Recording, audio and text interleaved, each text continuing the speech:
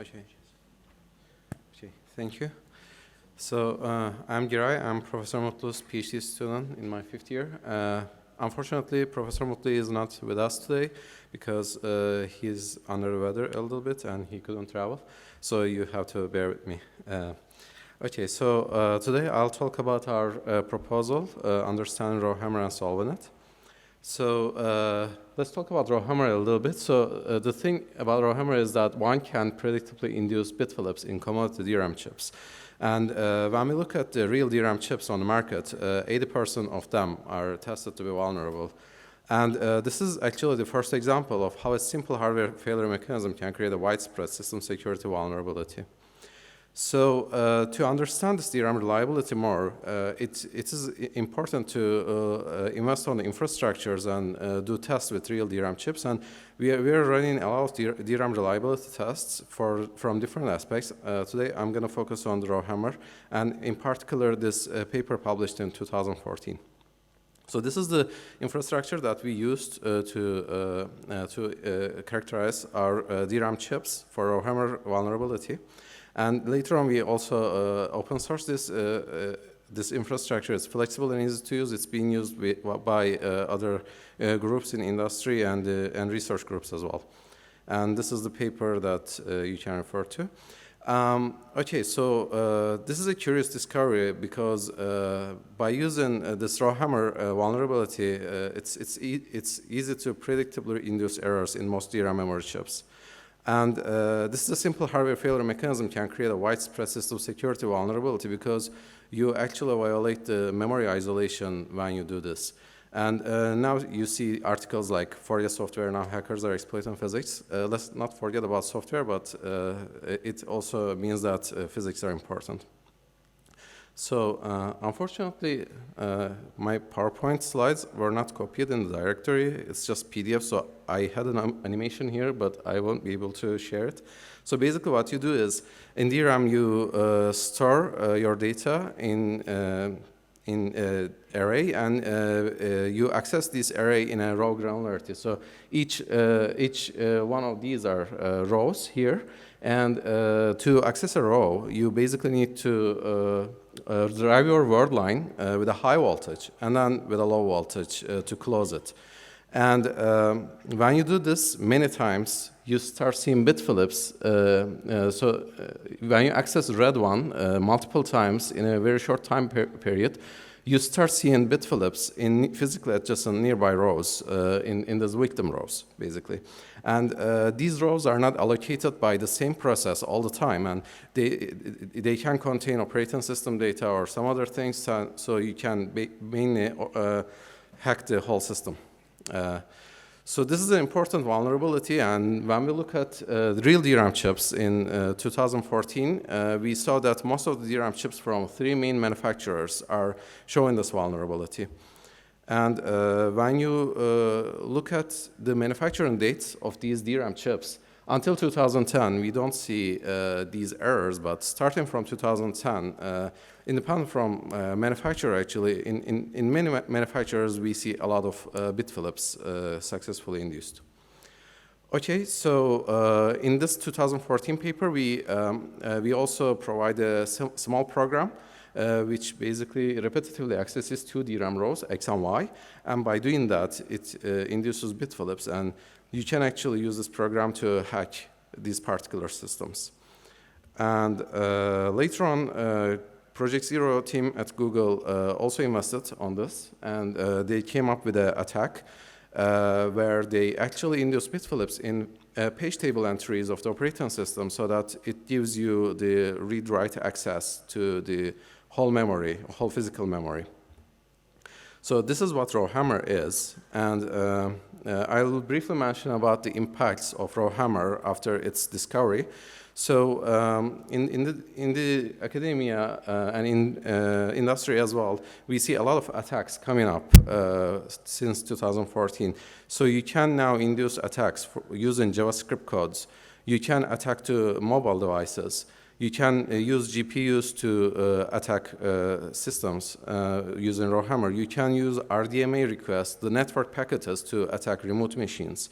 And these are all like shown to be successful, reliable attacks. If you cannot take over a system, you can also you also have an option of or methodologies of leaking security critical information from these DRAM chips.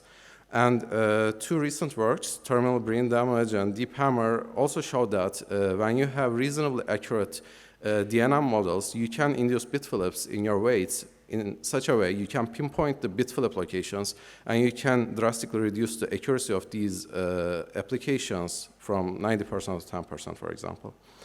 So it seems really important, and it has a lot of security implications, and it seems like there's more to come. And we have a retrospective paper published in 2019, so it covers pretty much all the works until 2019, so you can refer to that. But I'll talk about more recent stuff in a bit. So first topic we have is understanding RowHammer. So for understanding RowHammer, I'm going to mention a few papers. So this is the first paper that I already mentioned. Later on in 2020, we published another paper where we revisit this DRAM characterization study and show how RowHammer is doing with the new chips, and it seems like it's getting much worse. And in 2021, we also published another paper where we look at different sensitivities of the RowHammer to understand it more thoroughly and comprehensively. And we also work on RowHammer solutions. This is the first solution that we shared in 2014 paper called Probabilistic Adjacent Row Activation. Here the key idea is what you do is when you close a row, you activate one of its neighbors with a low probability, and it gives you sufficient reliability guarantees. You can adjust this threshold to make it more aggressive or less aggressive mitigation, basically. Para has its own advantages. For example, it refreshes rows infrequently, so it has low power consumption, low performance overhead, and it's stateless, so its costs and complexity are low, and it's an effective and low overhead solution after all. And it has been actually implemented some real systems as well. You can see some BIOS settings like this and this that tells you that there's para for RowHammer protection. Okay, so this was the solution that we shared in our 14 paper, and there are 6 other solutions in this paper. You can take a look at them. I'm not going to get into details. But the takeaway from this paper is that main memory needs intelligent controllers for security, safety, reliability, and scaling. And there are some detailed lectures on these, and I assume you will have access to the slides, so you can check these later. So we have more retrospective papers explaining all these historical story as well. So, okay, now let's talk about the recent works we published in the last 2 years. One of them is Revisiting RowHammer. It was published in ISCA 2020. Basically, what we show here is that we test a lot of chips again, and we show that newer DRAM chips are much more vulnerable to RowHammer. And you can now induce RowHammer with like very few activation counts. And when you induce them, you can affect many more rows. And the thing is, existing mitigation mechanisms are not effective for future technology nodes because their overheads increase drastically. And here is some experimental data. This is the number of activations you need to induce a bit flip. And you can see, okay, because the animation doesn't work, I cannot show it. Sorry. Anyway, okay, so this is the hammer count you need. And you see that from old to new modules, actually the necessary number of activations you need to achieve is getting much lower. And this tells us that RowHammer is getting much worse. There's also a detailed lecture about this. You can find it in this link later on. So meanwhile, from 2014 to 2020, DRAM chips became more vulnerable to RowHammer, and DRAM manufacturers also didn't stop doing nothing, actually. They implemented some on-DRAM die mitigation mechanisms called target row refresh. And this is a work that we actually did with Professor Azavi's group in collaboration. So this is trespass Trespass is the first work to show that these TRR-protected DRAM chips are vulnerable to RowHammer in the field, and the mitigation advertised as secure are not actually secure. And this introduces the many-sided RowHammer attacks, and the main idea of this work is that you hammer many rows so that the on-DRAM die target refresh mechanism cannot track off all of them, so it's confused. So you can actually reach to the hammer count you need, and then you can induce bit flips. So this paper provides an automatic tool that can effectively create many-sided RowHammer attacks for DDR4 and LPDDR4 chips. So it shows us that RowHammer is still an open problem, and security by obscurity, like the DRAM manufacturers do, is likely not a good solution for that. So we need more thorough solutions, and we need a better understanding for that. And there's also a detailed lecture about this, just for reference. Okay, later on we also did a work in collaboration with Microsoft, actually. So in this work, we asked the question, how can we guarantee a chip is RowHammer free or not? And it turns out that it's quite hard, and it's not really an easy test to run in like a few hours or so. So there is a full methodology here in this paper. I'm not going to get into details, but you can refer to the full paper about this.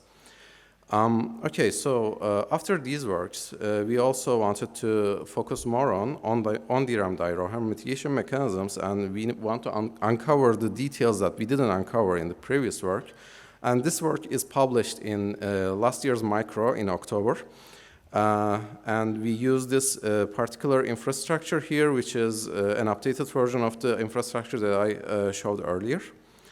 So in this work, we tested 45 DRAM modules, and we find that all of them are vulnerable. We can defeat their on-DRAM die protections.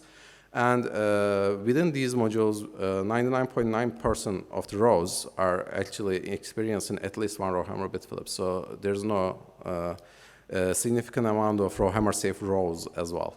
And it also shows that ECC is ineffective because often you have multiple bit flips in a data word.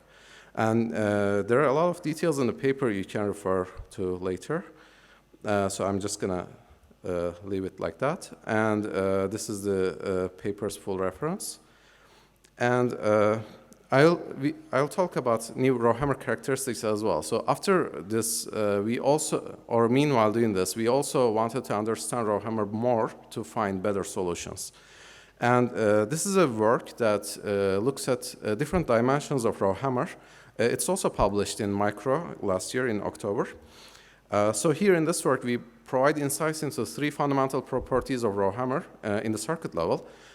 So we look at how RowHammer vulnerability changes with temperature, how it changes with the aggressor row's active time, and with the physical location of DRAM cells.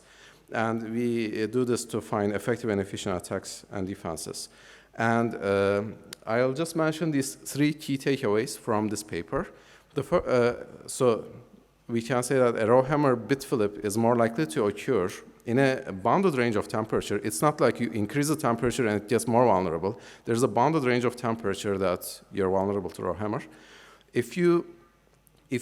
Instead of hammering your rows with like back-to-back activations and pre-charge, if you let your aggressor row stay a little bit more active, then you can increase the impact of your RowHammer attack, actually, is the second takeaway. And the third one is certain physical regions are more vulnerable than others.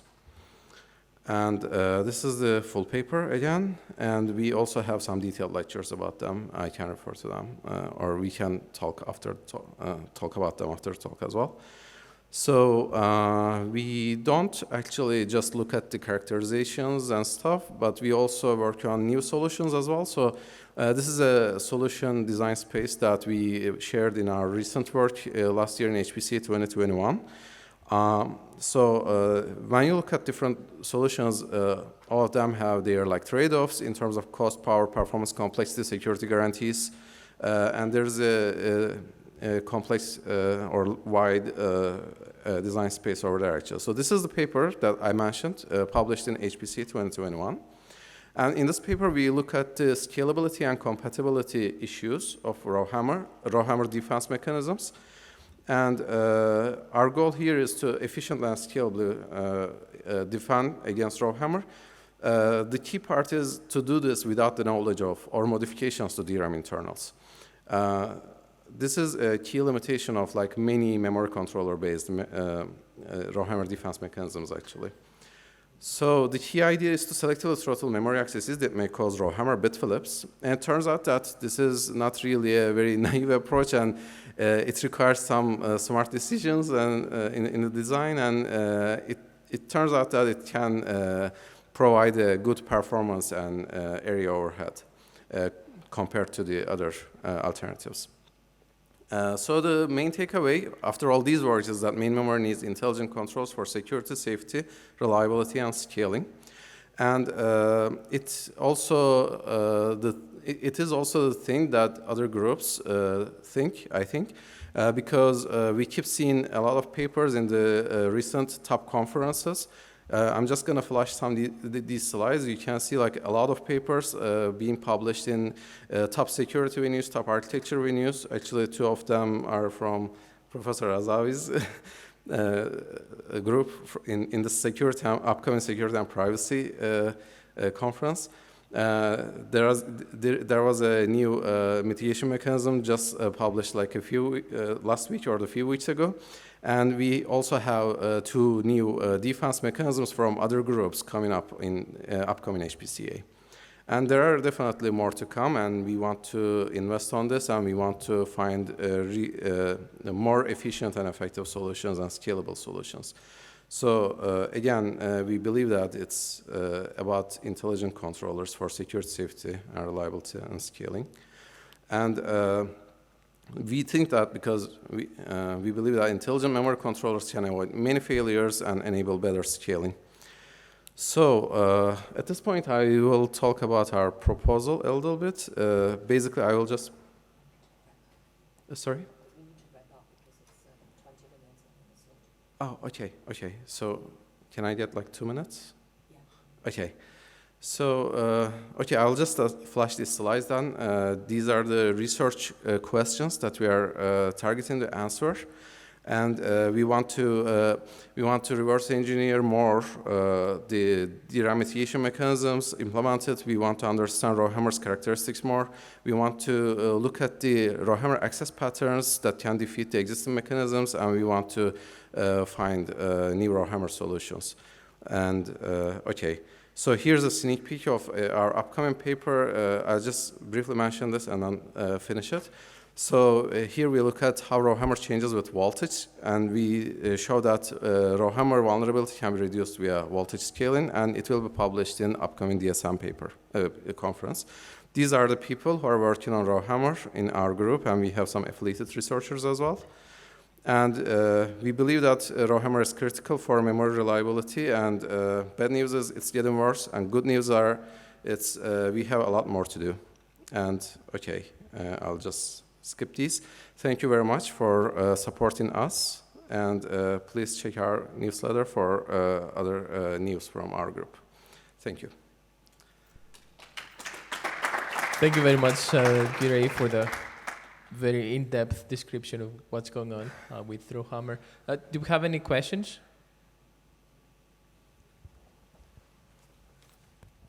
Hi, thanks for the presentation. I was wondering, is the reason why RowHammer doesn't appear before 2010 that the RAM didn't support high enough frequency to access it and then to just attack it?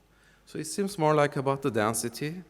Before 2010, they had like larger capacitors, larger access transistors, so the leakage was not really a problem. The cells were not very close to each other to cause interference.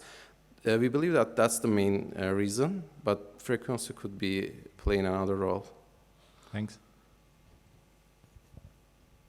Any other questions?